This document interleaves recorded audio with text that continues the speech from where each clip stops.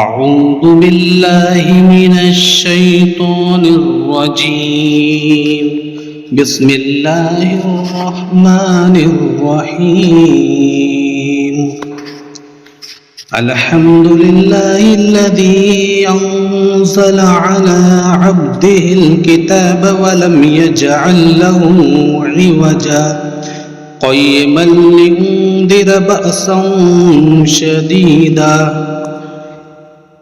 بأسا شديدا من لدنه ويبشر المؤمنين الذين يعملون الصالحات أن لهم أجرا حسنا ماكثين فيه أبدا وينذر الذين قالوا اتخذ الله ولدا ما لهم به من علم ولا لآبائهم كبرت كلمة تخرج من أفواههم إن يقولون إلا كذبا فلعلك باخع نفسك على آثارهم إن لم يؤمنوا بهذا الحديث أسفا إن جعلنا ما على الأرض زينة لها لنبلوهم أيهم أحسن عملا وإنا لجاعلون ما عليها صعيدا جرزا أم حسبت أن أصحاب الكهف والرقيم كانوا من آياتنا عجبا إذ أوى الفتية إلى الكهف فقالوا ربنا آتنا من لدنك رحمة وهيئ لنا من أمرنا رشدا وضربنا على آذانهم في الكهف سنين عددا ثم بعثناهم لنعلم أي الحزبين أحصى لما لبثوا أمدا نحن نقص عليك نبأهم بالحق إنهم فتية آمنوا بربهم وزدناهم هدى وربطنا على قلوبهم إذ قاموا فقالوا ربنا رب السماوات والأرض لن ندعو من دونه إلها لقد قلنا إذا شططا هؤلاء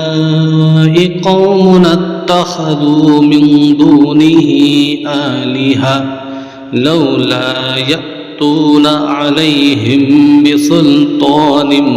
بين فمن أظلم ممن افترى على الله كذبا وإذ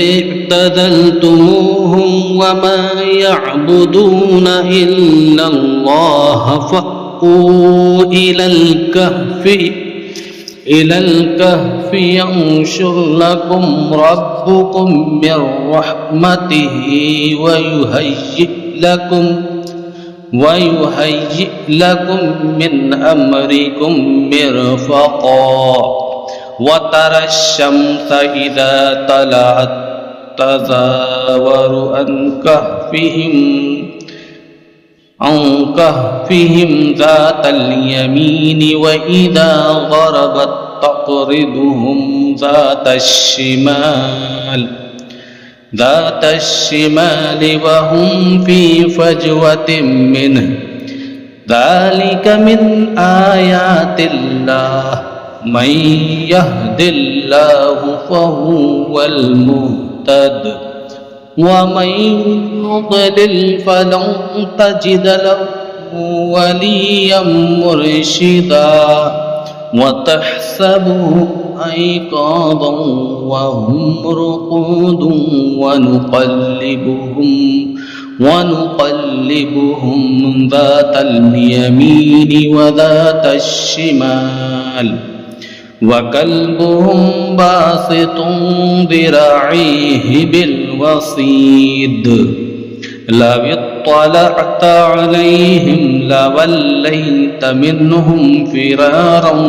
ولا ملئت منهم رعبا وكذلك بعثناهم ليتساءلوا بينهم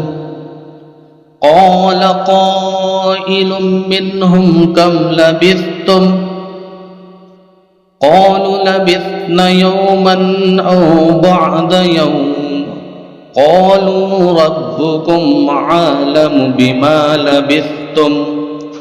فابعثوا أحدكم بورقكم هذه إلى المدينة فلينظر أيها أزكى طعاما فليأتكم برزق منه وليتلطف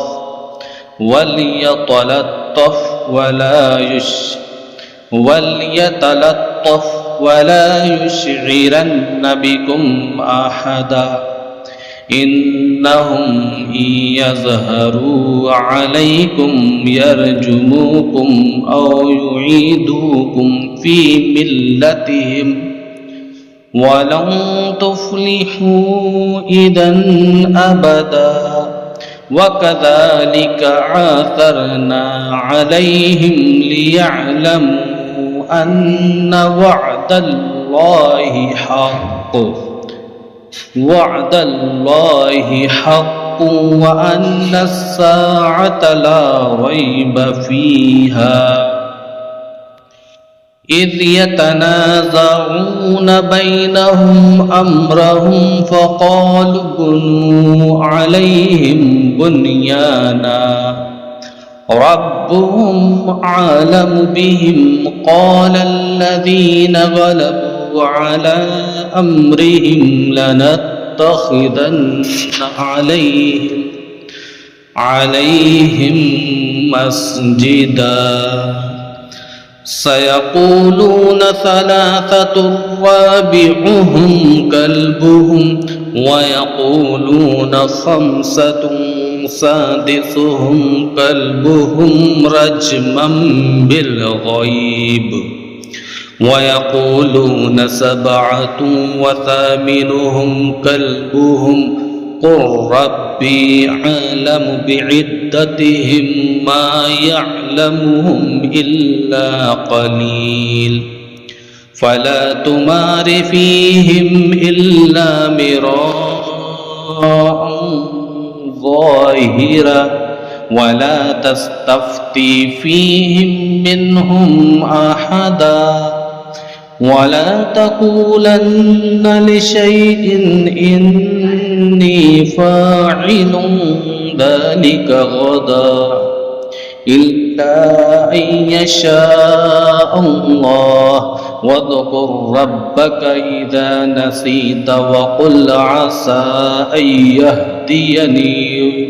أن يهديني ربي لأقرب من هذا رشدا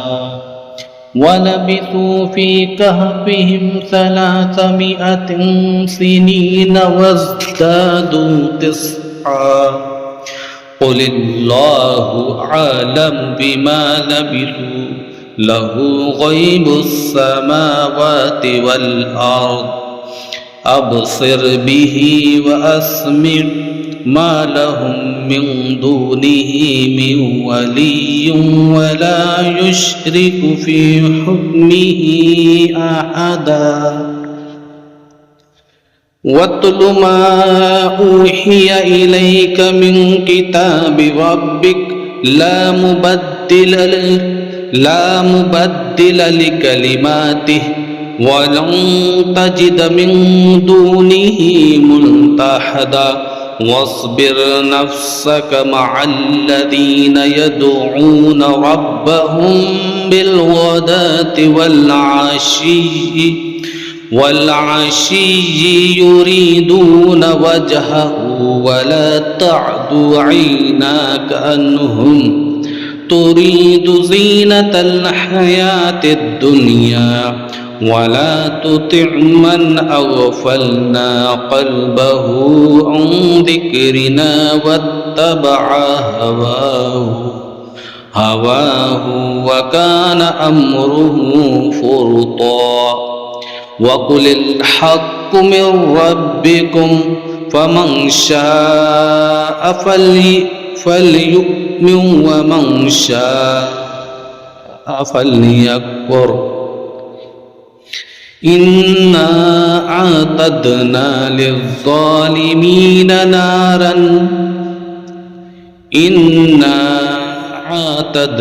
للظالمين نارا أحاط بهم سرادقها وإن يستغيثوا يغاثوا بماء كالمهل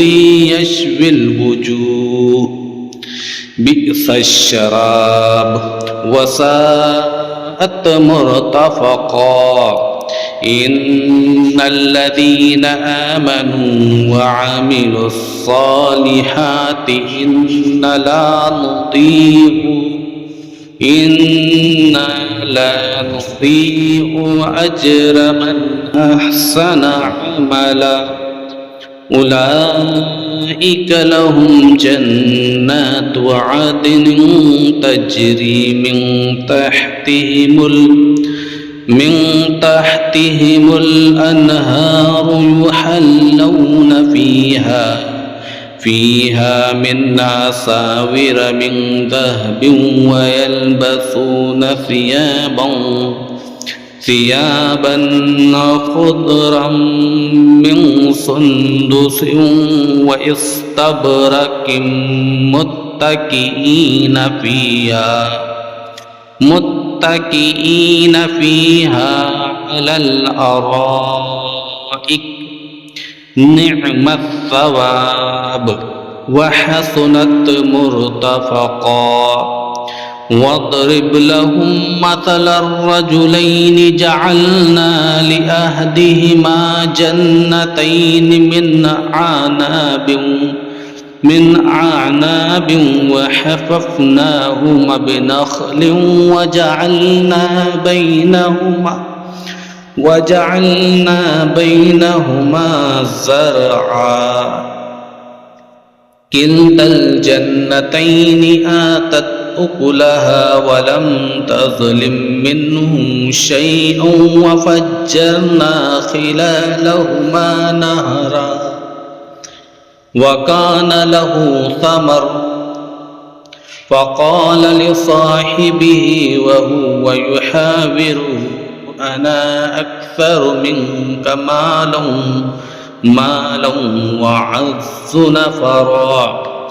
ودخل جنته وهو ظالم لنفسه قال ما ظن أن تبيد هذه أبدا وما ظن الساعة قائمة ولئن رددت إلى ربي لأجدن خيرا منها منقلبا قال له صاحبه وهو يحاوره أكفرت بالذي خلقك من تراب ثم من نطفة ثم سواك رجلا لكن هو الله ربي ولا أشرك بربي أحدا ولولا إذ دخلت جنتك قلت ما شاء الله لا قوة إلا بالله إن ترني أنا أقل منك مالا وولدا فعسى ربي أن يؤتيني خيرا من جنتك ويرسل عليها حسبانا من السماء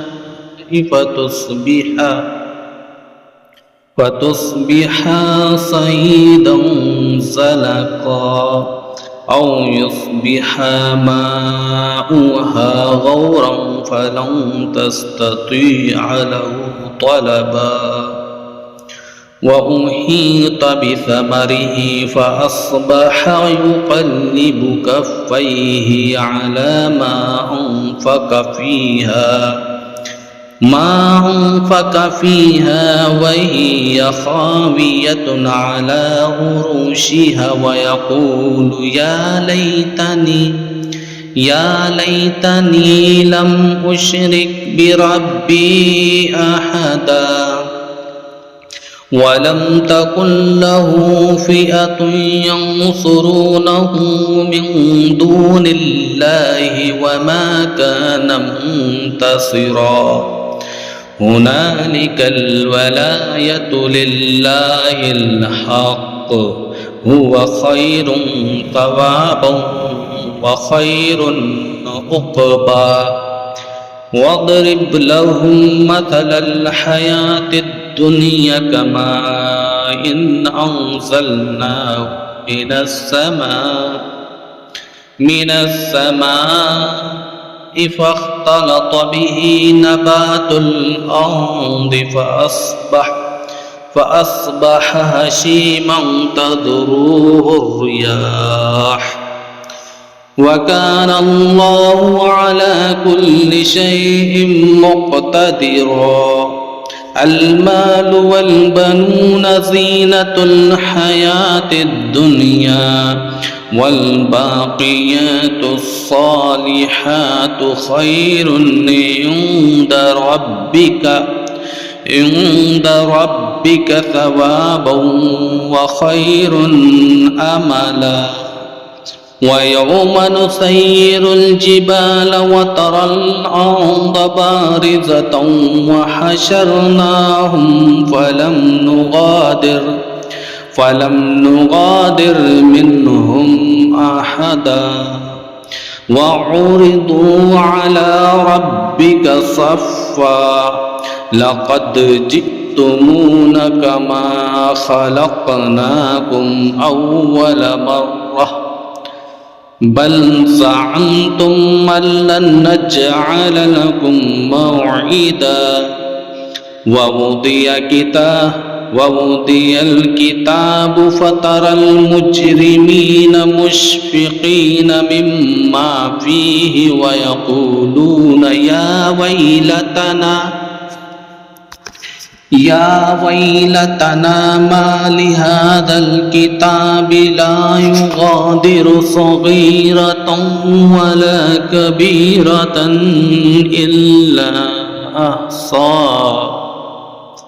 إلا أحصاها ووجدوا ما عملوا حاضرا ولا يظلم ربك أحدا وإذ قلنا للملائكة اسجدوا لآدم فسجدوا إلا إبليس كان من الجن ففسق عن أمر ربه أفتتخذونه وذريته أولياء من دون وهم لكم عدو بئس للظالمين بدلا ما أشهدتهم خلق السماوات والأرض ولا خلق أنفسهم وما كنت متخذ المضلين عضدا ويوم يقول نادوا شركائي الذين زعمتم فدعوهم فلم يستجيبوا لهم وجعلنا بينهم موبقا ورأى المجرمون النار فظنوا أنهم مواقعوها ولم يجدوا عنها مصرفا ولقد صرفنا في هذا القرآن للناس من كل مثل وكان الإنسان أكثر شيء جدلا وما منع الناس أن يؤمنوا إذ جاءهم الهدى ويستغفروا ربهم إلا أن تأتيهم سنة الأولين أو يأتيهم العذاب قبلا وما نرسل المرسلين إلا مبشرين ومنذرين ويجادل الذين كفروا بالباطل ليدحضوا به الحق واتخذوا آياتي وما أنذروا هزوا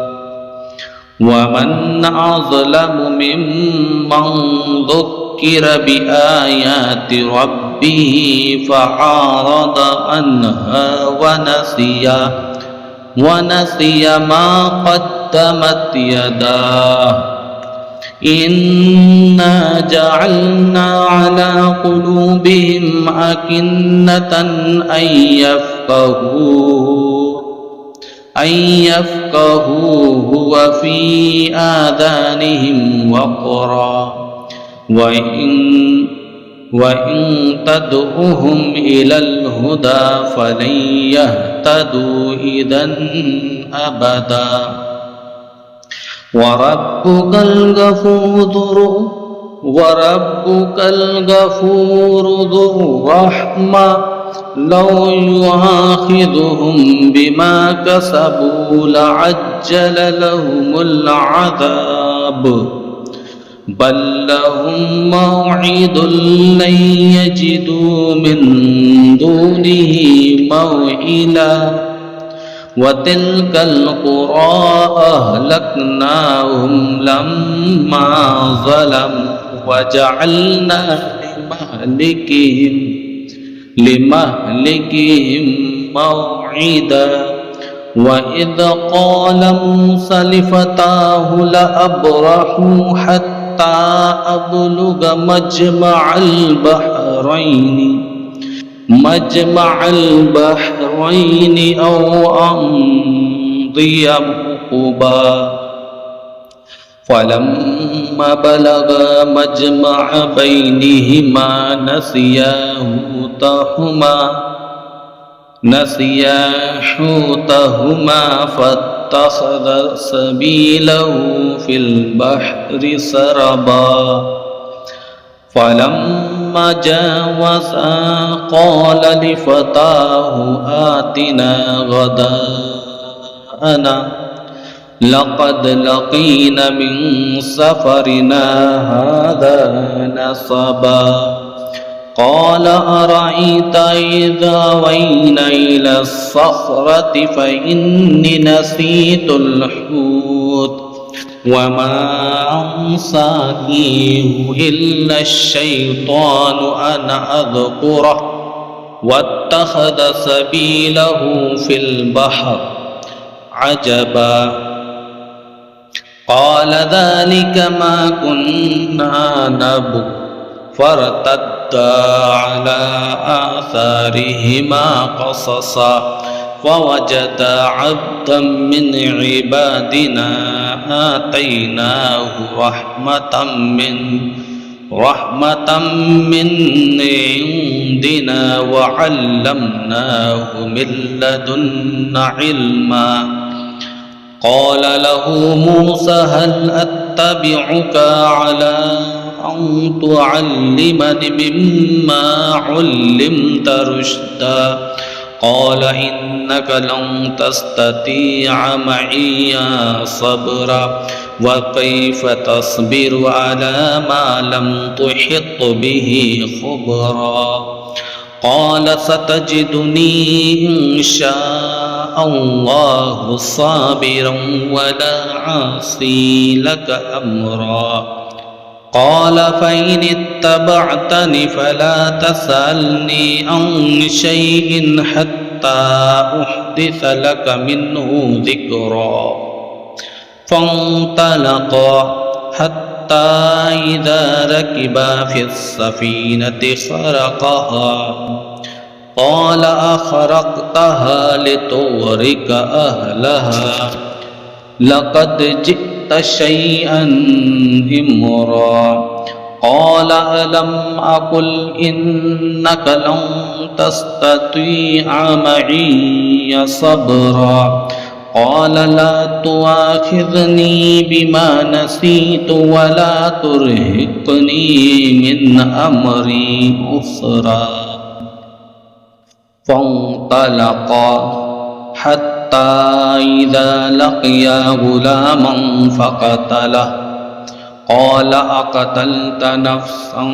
زكية بغير نفس لقد جئت شيئا نكرا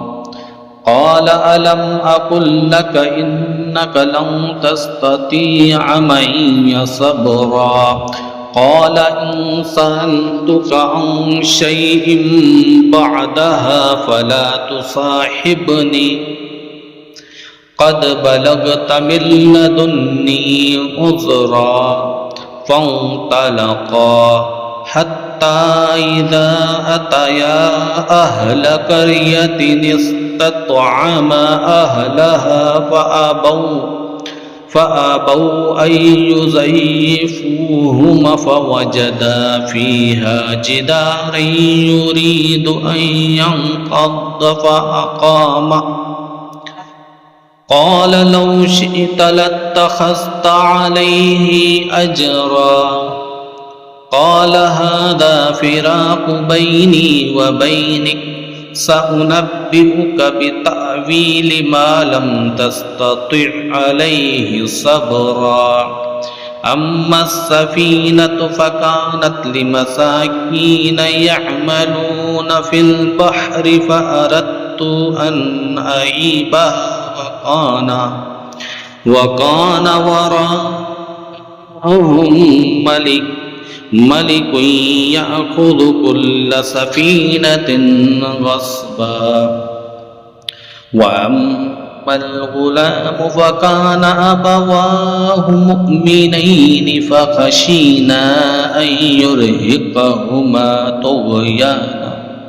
طغيانا وكفرا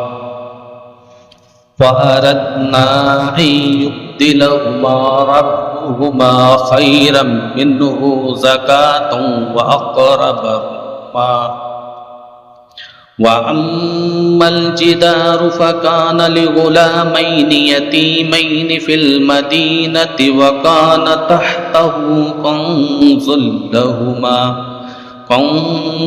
لهما وكان أبوهما صالحا وأراد ربك أن يبلغا أشدهما ويستخرجا كنزهما رحمة من ربك وما فعلته عن أمري ذلك تأويل ما لم تستطع عليه صبرا ويسألونك عن ذي القرنين قل سأتلو عليكم منه ذكرا إنا مكنا له في الأرض وآتيناه من كل شيء سببا فأتبع سببا حتى إذا بلغ مغرب الشمس وجدها تغرب في عين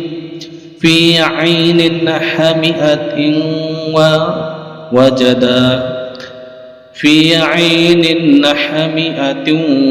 ووجدا عندها قوما قلنا يا ذا القرنين إما أن تعذب وإما أن تتخذ فيهم حسنا قال أما من ظلم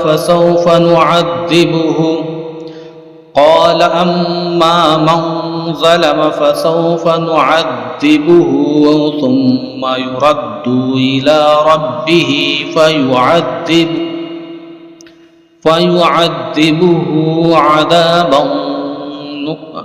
فيعذبه عذابا نكرا وأما من آمن وعمل صالحا فله جزاء الحسنى وسنقول له من أمرنا يسرا ثم أتبع سببا حتى إذا بلغ مطلع الشمس وجدها تطلع على قوم لم نجعل لهم من دونها سترا كذلك وقد أحطنا بما لديه خبرا ثم أتبع سببا حتى إذا بلغ بين السدين وجدا من دونهما قوما لا يكادون يفقهون قولا قالوا يا ذا القرنين إن يأجوج ومأجوج مفسدون في الأرض فهل نجعل لك خرجا على أن تجعل بيننا وبينهم سدا قال ما مكني فيه ربي خير فأعينوني بقوة أجعل بينكم وبينهم ردما آتوني زبر الحديد حتى إذا ساوى بين الصدفين قال انفخوا حتى إذا جعله نارا قال آتوني أفرغ عليه قطرا فما استطاعوا أن يظهروه وما استطاعوا له نقبا قال هذا رحمة من ربي فإذا جاء وعد ربي جعله دكا وكان وعد ربي حقا وتركنا بعضهم يومئذ يموج في بعض ونفخ في الصور فجمعناهم جمعا وعرضنا جهنم يومئذ للكافرين عرضا الذين كانت أعينهم في غطاء عن ذكري وكانوا لا يستطيعون سمعا أفحسب الذين كفروا أن يتخذوا عبادي من دوني أولياء وإنا أعتدنا جهنم للكافرين نزلا قل هل ننبئكم بالأخسرين أعمالا الذين ضل سعيهم في الحياة الدنيا وهم يحسبون أنهم يحسنون صنعا أولئك الذين كفروا بآيات ربهم ولقائه فحبطت أعمالهم فلا نقيم لهم يوم القيامة وزنا ذلك جزاؤهم جهنم بما كفروا واتخذوا آياتي ورسلي هزوا إن الذين آمنوا وعملوا الصالحات كانت لهم جنات الفردوس نزلا خالدين فيها لا يبغون عنها حولا قل لو كان البحر مدادا لكلمات ربي لنفد البحر قبل أن تنفد كلمات ربي ولو جئن بمثله مددا قل إنما أنا بشر مثلكم يوحى إلي أنما إلهكم إله واحد فمن كان يرجو لقاء ربه فليعمل عملا صالحا ولا يشرك بعبادة ربه أحدا.